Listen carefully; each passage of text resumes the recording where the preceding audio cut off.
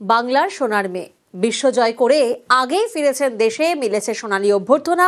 পুলিশের ডিএসপি পদে দায়িত্ব নিয়ে এবার নিউজ 18 বাংলা এক্সক্লুসিভ বিশ্বকাপ জয়ী ক্রিকেটার রিচা ঘোষ। মুখ্যমন্ত্রীকে ধন্যবাদ জ্ঞাপনের পাশাপাশি আগামী দিনের পরিকল্পনাও জানালেন শিলিগুড়ির তরুণ তুর্কি।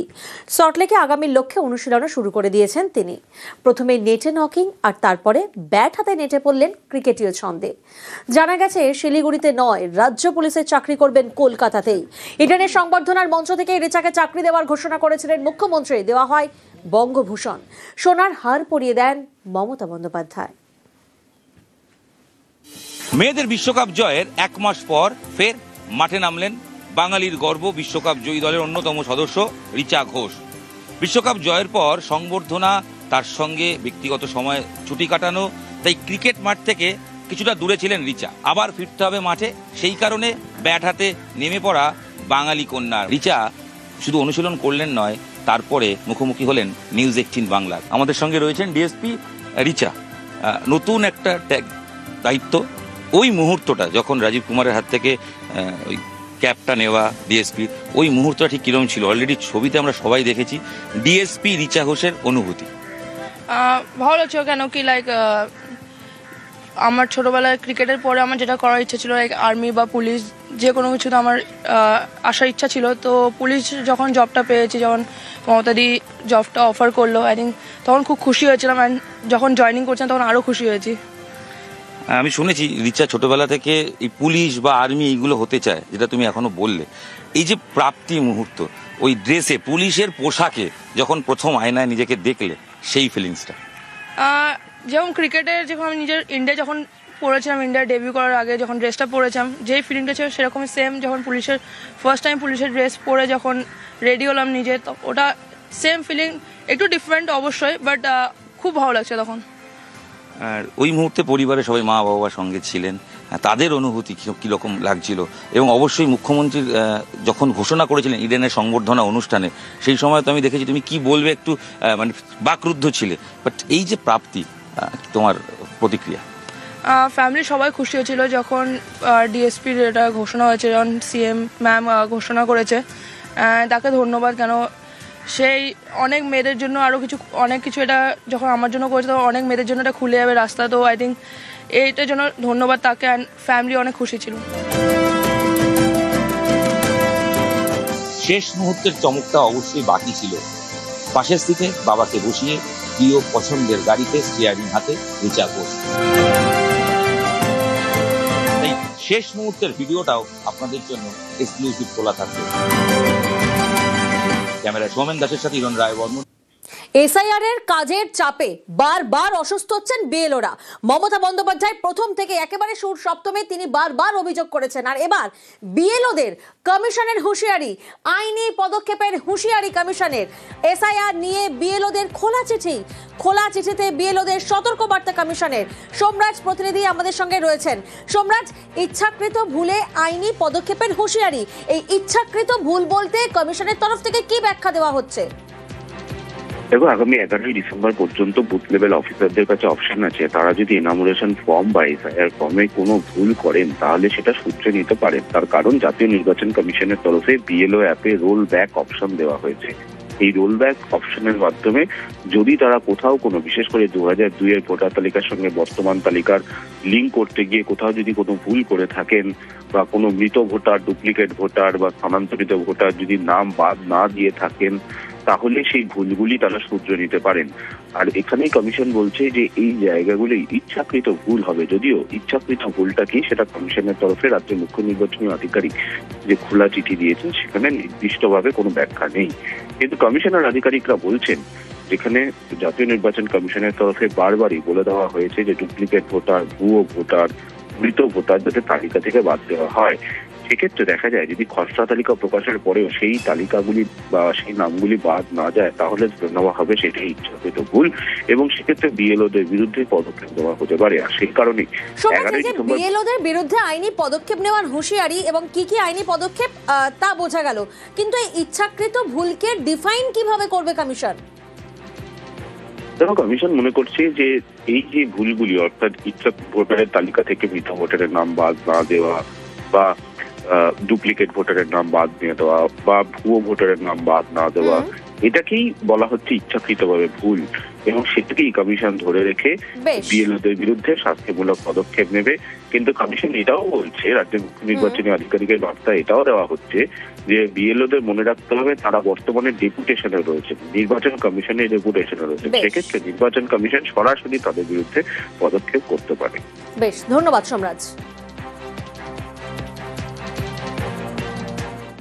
ঠিক একদিকে যখন বিএলওদের সতর্কবার্তা কমিশনের, খোলা চিঠি আইনি পদক্ষেপের হুঁশিয়ারি কমিশনের, ঠিক সেই সময় বিএলওদের পাশে সুপ্রিম কোর্ট। অতিরিক্ত চাপে বিএলওদের মৃত্যুর অভিযোগ, সুপ্রিম কোর্টের মামলা অভিনেতা বিজয়ের দলের। প্রয়োজনে অতিরিক্ত বিএলও নিয়োগের নির্দেশ, বেশি নিয়োগের চাপ কমবে বিএলওদের। পর্যবেক্ষণ প্রধান বিচারপতি সূর্যকান্তর বেঞ্চের। রাজ্য সরকারগুলিকে নিয়োগের সুপ্রিম পরামর্শ, বিএলও অব্যাহতি চাইলে গুরুত্ব দিয়ে দেখার পরামর্শ। आज का जो मामला था, टीवी की तरफ से एक एप्लीकेशन आई, तमिलनाडु के अंदर में बीएलओज पर एफआईआर रजिस्टर हो रहा है और कुछ बीएलओज सुसाइड कमिट कर रहे हैं। इसीलिए माननीय सर्वोच्च न्यायालय ने आज जो डायरेक्शंस पास किए, पहला डायरेक्शन ये था, हर स्टेट गवर्नमेंट का ये ऑब्लिगेशन है कि इलेक्शन कमीशन के रिक्वेस्ट पर उनको ऑन डेपुटेशन मैन पावर मुहैया कराना है। उनका दूसरा डायरेक्शन था, जो भी डेपुटेशन पर ऑफिसर्स स्टेट गवर्नमेंट के जाएंगे या मैन पावर जाएगा, वो एसआईआर के मामले को रिफ्यूज नहीं कर सकता, एसआईआर का भी काम उनको करना पड़ेगा।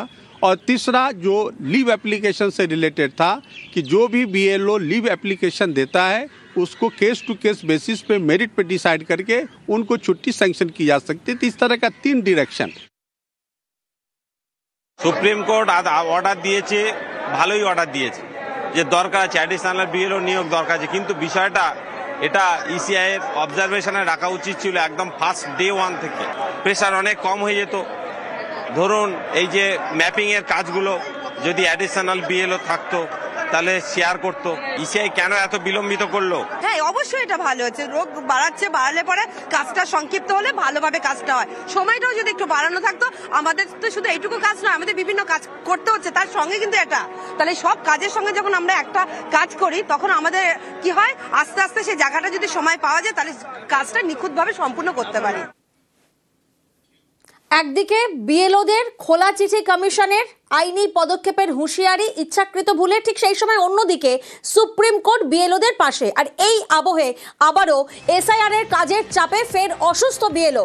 কামারহাটির 30 নম্বর বুথের বিএলও অসুস্থ। সাগর দত্ত হাসপাতালে চিকিৎসা বিএলওর। অসুস্থ বিএলওকে বিশ্রামের পরামর্শ ডাক্তারদের। কয়েকদিন ধরেই তিনি অসুস্থ, এমনটাই দাবি করা হয়েছে। সুবীর প্রতিনিধি আমাদের সঙ্গে রয়েছেন। সুবীর, পরিবারের তরফ থেকে আমরা কি জানতে পাচ্ছি?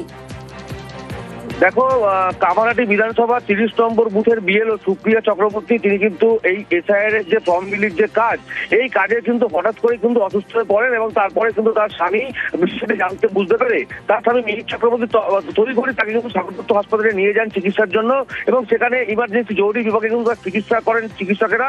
এবং চিকিৎসকেরা পরিষ্কারভাবে জানিয়েছেন যে অর্থাৎ এই যে কাজের যে অত্যন্ত চাপ এবং চিন্তার কারণে কিন্তু তিনি অসুস্থ হয়ে পড়েছেন, এমনটাই কিন্তু চিকিৎসকরা মনে করছেন এবং চিকিৎসকরা তাকে বিশ্রামের পরামর্শ দিয়েছেন। এবং এই যে ঘটনা, অর্থাৎ এই যে স্ত্রীর যে অসুস্থ হয়ে যাওয়ার যে বিষয়, এই অত্যাধিক চাপের কারণে এই ঘটনা ঘটেছে, এমনটা কিন্তু অভিযোগ করছেন তার স্বামী মিহির চক্রবর্তী। এবং ইতিমধ্যে কিন্তু চিকিৎসকরা তাকে বিশ্রামের পরামর্শ দিয়েছেন এবং যারা উদ্বোধন কর্তৃপক্ষ রয়েছে নির্বাচন কমিশনের, তাদেরকেও কিন্তু তিনি চিঠি দিয়েছেন সুপ্রিয়া চক্রবর্তী, এবং ইতিমধ্যেই তাকে বিশ্রামের পরামর্শ দেওয়া হয়েছে এবং তিনি বিশ্রামে রয়েছেন, এমনটা কিন্তু জানিয়েছেন সুপ্রিয়া চক্রবর্তী এবং তার স্বামী মিহির চক্রবর্তী।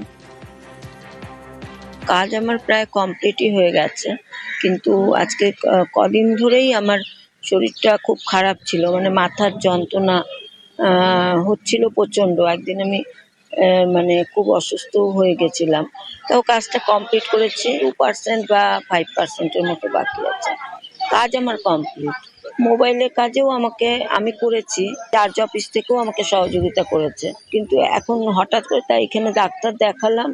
ডাক্তারবাবু বলে এগুলো সব টেনশন আর ইয়ের জন্য, চাপা একটা তো থাকেই যে কাজটা সঠিকভাবে আমরা করতে পারছি কিনা। এমনিতে ঠিক ছিল, এবার রাত্রে কাজের তো একটুখানি চাপ আছে, তবুও যতটা পারছে নিজের নিয়ে কাজ করছে।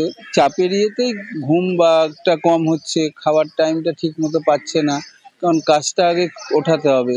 কদিন ধরে মাথা যন্ত্রণা করা, কালকে বিকাল থেকে হঠাৎ করে প্রচন্ড মাথা যন্ত্রণা এবং সেই সাথে প্রায় 8 থেকে 10 বারের মতো বমি।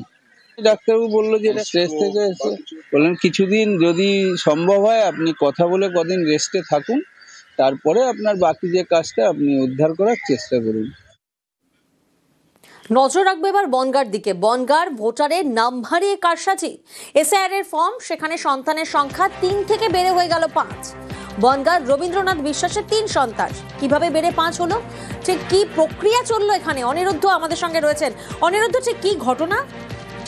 দেখো, তোমাকে জানিয়ে রাখি যে বনগাঁ দক্ষিণ বিধানসভা কেন্দ্রের 191 পার্টের বাসিন্দা এই রবীন্দ্রনাথ বিশ্বাস, তিনি সাম্প্রতিক বিএলও তার বাড়িতে 5টি ছেলের ফর্ম দিয়ে আসে। তার নিজের 3 সন্তান, কিন্তু 5টি ফর্ম পাওয়ার পরেই তিনি বুঝতে পারেন যে তার নাম ভারিয়ে 2 জন ভোটার তারা নিজের ভোট বানিয়েছেন। তাদের নাম রাজু বিশ্বাস এবং বিশু বিশ্বাস। এই 2 জনের নামে পরবর্তীতে তিনি গাইঘাটা বিডিওর কাছে অভিযোগ করেছেন যে এই 2 জনকে তিনি চেনেন না, তাদের বাড়ি এই এলাকায় নয়, তারা তার নাম ভারিয়ে ভোট করেছেন, তাদেরকে যাতে ভোট থেকে ভোটার কার্ড বাতিল করা হয় তেমনি দাবি তুলেছেন তিনি। এ বিষয়ে ইতিমধ্যেই শুরু হয়েছে রাজনৈতিক চর্চা। বনগাঁ দক্ষিণ বিজেপি বিধায়ক স্বপন মজুমদার অভিযোগের তীর তুলেছেন তৃণমূলের দিকে, যে দীর্ঘদিন তৃণমূল কংগ্রেস ক্ষমতায় রয়েছে, তারাই কারচুপি করে এই ভুয়ো ভোট বানিয়েছেন। অন্যদিকে তৃণমূল কংগ্রেসের পক্ষ থেকে কিন্তু দাবি করা হয়েছে যে এই এলাকার বিধায়ক রয়েছেন বিজেপি, এই এলাকার পঞ্চায়েত সদস্য বিজেপির, নির্বাচন কমিশন খতিয়ে দেখুক যে কি করে এরকম একজন বাবা বানিয়ে ভুয়ো ভোটার হলো এবং এসআইআর এর ফর্ম এলো তার বাড়িতে, কি করে এই ঘটনা ঘটলো সেটা নির্বাচন কমিশন খতিয়ে দেখুক। প্রিয়াঙ্কা, আমার এমনি ফ্যামিলিতে 5 জন মানুষ, আমার ফর্ম পেয়েছি 7খানা। 2 ফর্ম, ওটা কোথা থেকে এসছে জানি না, যেটা আমার না, আমার ছেলে না, যে আমাকে মানে বাবা বলে ফর্ম 2 ওখান থেকে এসছে। 5টা রেখে ও 2 আবার বিএলএর কাছে ফেরত দিয়েছি। আরো একটা এক্সট্রা 2 ছেলের এসছে না, সে 2কে চিনিনি। ওটা অভিযোগ জানিয়ে আমি ওই ফর্মটা বিএলআর কাছে সেখানে আবার ফেরত দিয়ে দিয়েছি। এমন অভিযোগটা আমি পাইনি। যদি অভিযোগ এরকম পড়ে থাকে সেই অভিযোগটি এনকোয়ারি করে দেখা হবে। ডেটা এন্ট্রি মানে আমাদের ডিজিটাইজেশনের কাজ চলছে, সেখানেও দেখতে হবে কারা কি এন্ট্রি করেছে। যে তথ্য দিয়েছে সেই তথ্য যদি ভুল দিয়ে থাকে সেটা বাদ দিয়ে আবার নতুন করে দেখে নেওয়া হবে। এন্ট্রি কি হয়েছে সেটা এখন আমার জানা নাই। বিভিন্ন সময়ে ডুপ্লিকেট মা বাবা সাজিয়ে এই ভোটগুলো করেছিল মানুষের অজান্তে। এবার এসআইআর সেগুলো ধরা পড়ছে এবং দোষ অন্যর ঘাড়ে চাপানোর চেষ্টা করছে। খেলা নির্বাচন কমিশন ধরে ফেলেছে। কিভাবে করছে, কিভাবে হয়েছে, এটা নির্বাচন কমিশন বলতে পারবে। যেখানে ঘটনাটা ঘটেছে এখানকার এমএলএ বিজেপির, সেখানে গ্রামের মেম্বারও বিজেপির, এরা ভালো করে বলতে পারবে যে কি কারণে হলো। এটা বিজেপিরা বলবে, কেন ওদের কাজই হলো কুৎসা করা। আর যে ঘটনা ঘটছে এটা সম্পূর্ণ দায়ী ইলেকশন কমিশনকেই নিতে হবে।